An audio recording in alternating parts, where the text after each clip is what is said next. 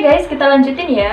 Akhirnya aku datang ke rumah sakit. Di sana aku mengambil nomor antrian di Poli Penyakit Dalam dan akhirnya aku bertemu dengan dokter spesialis penyakit dalam. Pertemuan pertama itu tidak langsung melakukan endoskopi guys, tetapi dokter masih melakukan beberapa pemeriksaan. Aku juga banyak berkonsultasi sama dokter banyak memberikan masukan kepada aku. Dan sebelum dilakukan endoskopi itu, dokter menjelaskan bahwa aku harus melakukan tes laboratorium terlebih dahulu. Di laboratorium aku diambil sampel darah dan urin.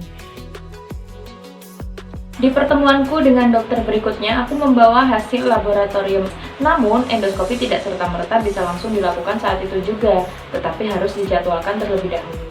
Saat itu, dokter menjelaskan bahwa antrian dari pasien endoskopi di rumah sakit itu sudah sangat panjang guys. Jadi, bila aku mau endoskopi dilakukan di rumah sakit tersebut, aku harus menunggu bulan depan dan bulan depannya lagi. Oh my god. Tapi alhamdulillah, dokter baik sekali. Dokter menjelaskan sama aku, bila aku bersedia, aku bisa diendoskopi dalam waktu dekat di rumah sakit lain. Karena memang rumah sakit tersebut baru mendatangkan alat endoskopi dan yang akan melakukan tindakan ini tersebut adalah dokter yang aku temui saat itu, karena beliau juga bertugas di sana. Akhirnya singkat cerita, aku menemui dokter di rumah sakit tersebut dan alhamdulillahnya lagi ternyata jadwal endoskopi yang dokter berikan sama aku itu adalah keesokan harinya. Jadi pada saat itu aku langsung diminta untuk rawat inap oleh dokter karena memang sebelum dilakukan endoskopi dokter meminta aku untuk berpuasa terlebih dahulu. Jadi aku harus menginap di rumah sakit 1 hari sebelum dilakukan tindakan endoskopi. Karena pada saat itu adalah awal terjadi pandemi, jadi rumah sakit itu menutup akses untuk semua orang yang datang untuk menjenguk. Dan yang diperbolehkan untuk menjaga di rumah sakit itu hanya 1 orang. Jadi pada saat itu aku hanya berdua dengan suami aku guys. Orang tua hanya kita kabari via telepon tanpa kita perbolehkan untuk datang. Pada malam sebelum dilakukan endoskopi, aku merasa cukup tenang. Meskipun ada beberapa keluhan yang memang belum hilang.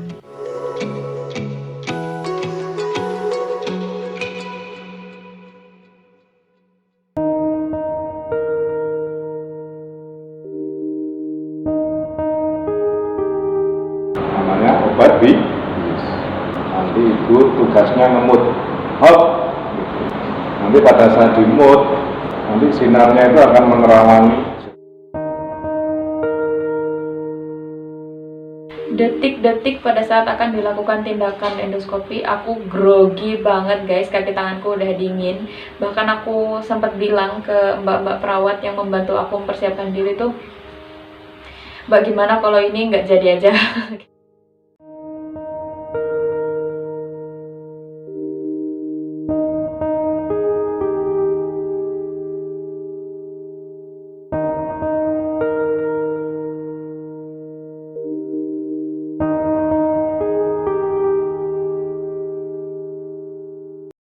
Video endoskopi.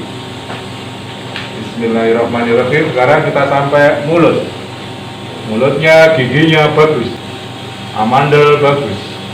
Jangan nelan dulu, belum ada perintah. Ya, dilek, ya, dilek, lagi, lagi kurang sedikit. Gambarnya bulat lagi, ya, ayo, ya, pintar lagi kurang sedikit. Sudah, napas biasa. Ayo, foto, siap-siap difoto kamera. Kurang 2 menit mbak, napas biasa. Ini sudah sampai bulu hati. Bulu hatinya difoto sudah. Foto. Itu ada recetnya buat bulu hatinya. Biar tahu suaminya. Foto ya Pak ya? Ya, 1, 2, 3. Yes. Ampun dok. Masuk ke lambung. Bentar ya mbak. Pompang. Suction nggak iso. Nah ini lambungnya sudah. Ini udah sampai lambung. Sosnya udah bisa. Nggak nyala. Ambil napas. Tinggal gini. Nah, ambil napas.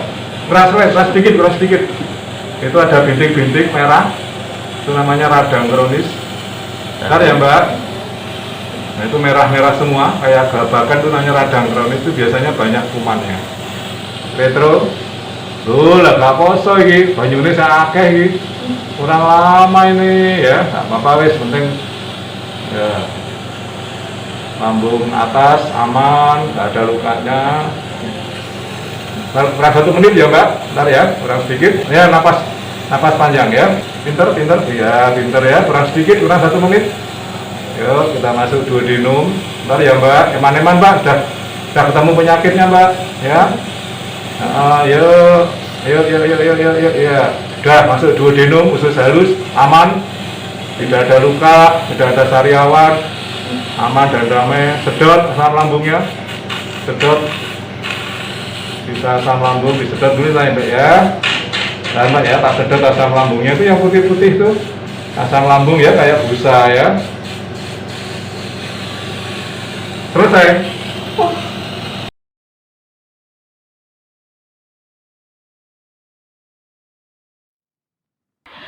Oke, tindakan endoskopi sendiri sebenarnya dilakukan dalam waktu yang cukup singkat, yaitu sekitar 3 menit aja, tetapi rasanya akan sulit dilupakan entah sampai kapan.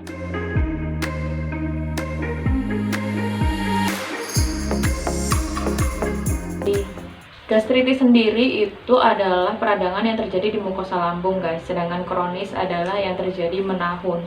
Jadi gastritis kronis itu adalah peradangan yang terjadi pada lambung yang sudah menahun guys, bukan hanya sehari 2 hari, seminggu 2 minggu. Karena di sini ada kata kronis, aku akan sedikit menjelaskan.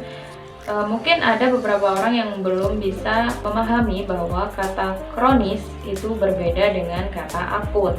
Yang biasanya orang sebut kalau sakitnya udah parah, udah lama, itu dia bilangnya sakitnya udah akut gitu. Padahal sebenarnya akut itu adalah suatu gejala yang dirasakan pada saat itu juga gitu.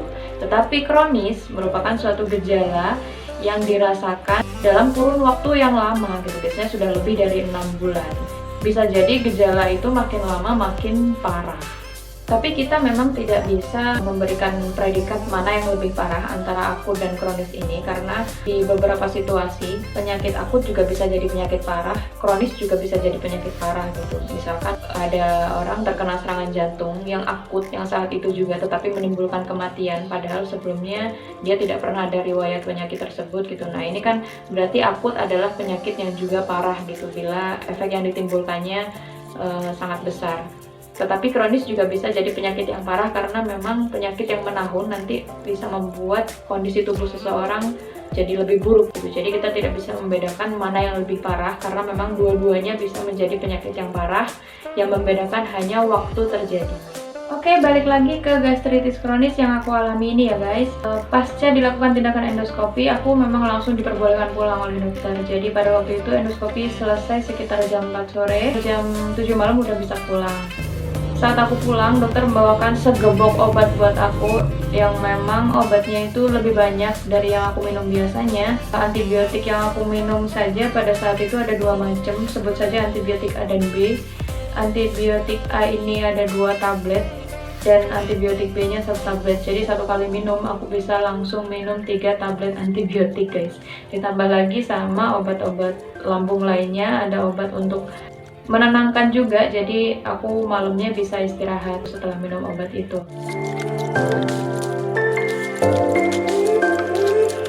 3 hari setelah endoskopi, dokter minta aku untuk tes laboratorium lagi, dan akhirnya aku kembali lagi ke rumah sakitku yang awal aku datang. Perawatannya akhirnya di sana gitu. Terapi obat yang aku jalani ini berjalan selama 6 minggu.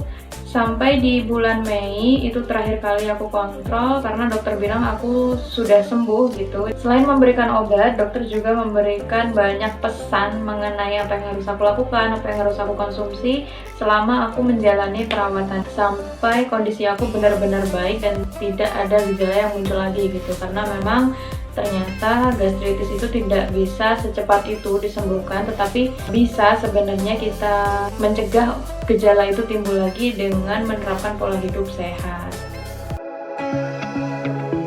Nah, oke guys, dari awal aku memang belum pernah menyebutkan apa yang menjadi penyebab sakitku ini dan bagaimana aku mengatur pola hidupku selama aku sakit. Jadi penyebab gastritis ini macam-macam guys. Nah tadi kan ada peradangan tuh yang ada bintik-bintik di dalam mukosa lambungku. Nah itu biasanya penyebabnya adalah bakteri. Bakterinya kalau di teori itu namanya Helicobacter pylori guys.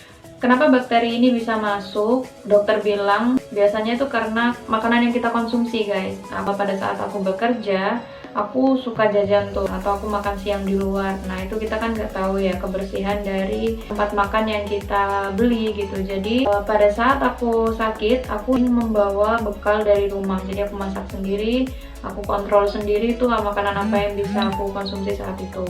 Oke, kaitannya dengan makanan yang kita konsumsi, biasanya makanan yang membuat gejala gastritis ini timbul adalah makanan yang memicu produksi asam lambung kita meningkat.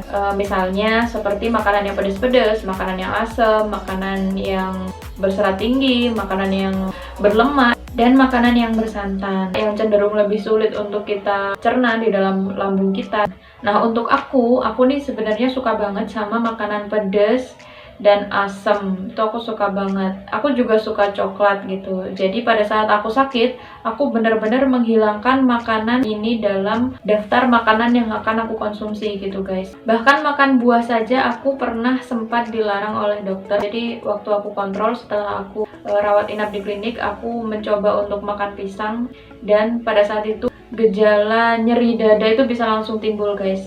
Asam lambung juga terus naik gitu dari lambung aku sampai ke mulut, rasanya udah asam banget. Aku juga dilarang makan sayur yang bisa memicu asam lambung seperti kubis, kembang kol, sawi. Jadi yang aku makan itu biasanya nasi dengan tekstur yang lebih lembek dari nasi biasa yang kita makan. Aku paling sering makan pakai telur rebus karena pada saat aku kontrol di rumah sakit, dokter itu sempat meminta aku untuk mengurangi konsumsi tahu tempe guys. Bayangkan, tahu tempe aja harus aku kurangi gitu.